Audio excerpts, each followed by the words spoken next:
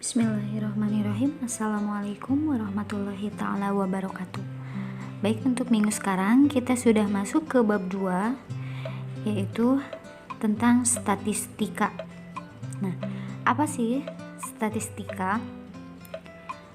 Statistika adalah sebuah ilmu yang mempelajari bagaimana cara merencanakan, mengumpulkan, menganalisis, mengolah, menyajikan, dan menarik kesimpulan dari suatu data. Data itu adalah kumpulan-kumpulan dari semua informasi yang akan diteliti. Data itu sendiri dibagi menjadi dua macam, yaitu data kualitatif dan data kuantitatif. Data kualitatif adalah data atau informasi yang menggambarkan keadaan suatu objek. Contohnya bagus, baik, rusak, layak pakai, tidak layak pakai, dan seterusnya. Kalau yang kedua itu adalah data kuantitatif. Data yang disajikan dalam bentuk nilai atau angka. Misalkan data hasil ulangan atau data nilai tinggi siswa atau berat badan siswa. Jadi berhubungan dengan nilai atau angka ya, kalau kuantitatif. Kalau kualitatif itu dengan kualitas atau keadaan objek tersebut. Pengambilan data untuk statistika itu ada dua cara, yaitu satu populasi, dua sampel. Populasi itu adalah keseluruhan data yang akan diteliti. Sedangkan sampel itu adalah sebagian data yang akan benar-benar diteliti, atau dengan kata lain, sampel merupakan bagian dari populasi. Contoh, dari 1 kilogram beras akan diambil 1 butir beras. Nah, maka yang disebut populasi itu adalah 1 kilogram beras, sedangkan sampelnya adalah 1 butir beras. Atau contoh lain, dari 1 gelas kopi diambil 1 sendok teh kopi. Berarti populasinya 1 cangkir kopi dan sampelnya adalah 1 sendok teh kopi. Penyajian data di dalam statistika itu dibagi menjadi dua cara, yaitu tabel dan yang kedua dengan diagram. Satu, penyajian data dalam bentuk tabel. Contoh, diketahui data hasil ulangan harian kelas 12 IIS adalah 5, 6, 7, 5, 6, 8, 8, 7, 5, 6. Nah, berarti kalau datanya itu berbentuk angka, berarti itu disebut dengan data kuantitatif. Nah, tentukan A. Sajikan data di atas ke dalam tabel. 2. Berapa banyak siswa yang mendapatkan nilai 6? Ketiga, jika nilai minimal tidak akan diremedi adalah 7, tentukan banyaknya siswa yang diremedi. Banyaknya siswa yang tidak diremedi, tentukan persentase siswa yang diremedi.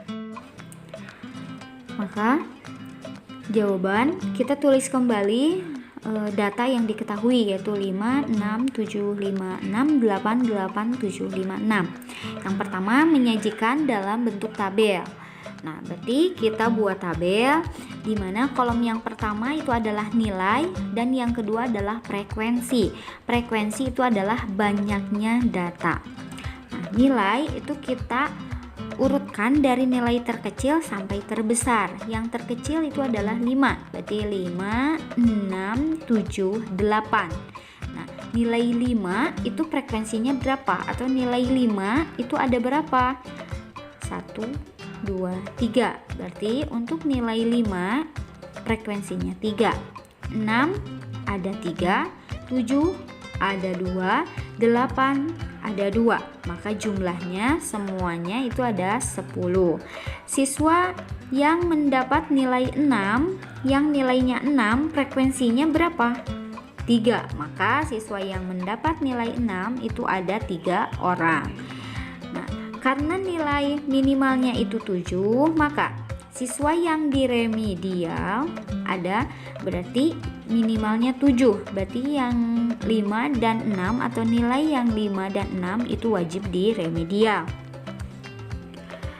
Nah, nilai 5 dan 6 itu frekuensinya ada 6 ya. Nilai 5 ada 3 orang, nilai 6 ada 3 orang. Maka siswa yang di remedial itu ada 6 orang.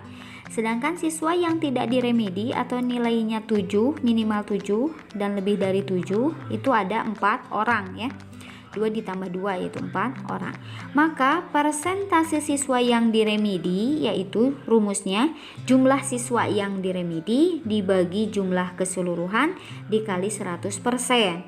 Jumlah siswa yang diremedi itu tadi ada 6 orang dan jumlah seluruh siswa itu ada 10 dikali 100%. 6 dikali 100 itu 600 dibagi 10 hasilnya 60%. Maka persentase siswa yang diremedi itu adalah 60%. Nah, kalau misalkan yang ditanyakannya persentase siswa yang tidak diremedi, maka rumusnya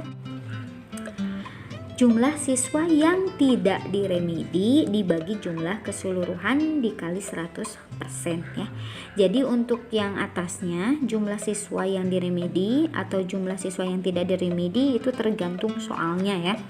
Sedangkan dibagi jumlah keseluruhan dan dikali 100% itu adalah bentuk umumnya atau rumus umumnya ya.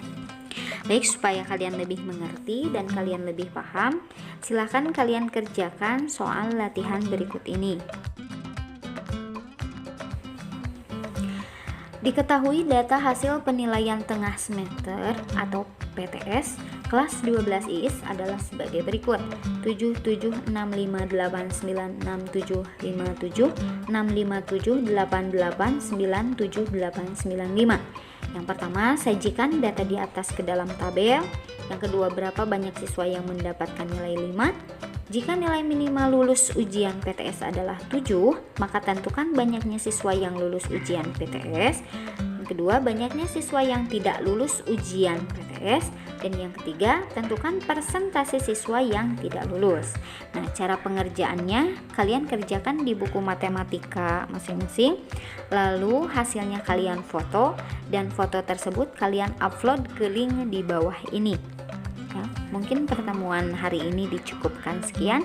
Terima kasih. Wassalamualaikum warahmatullahi taala wabarakatuh.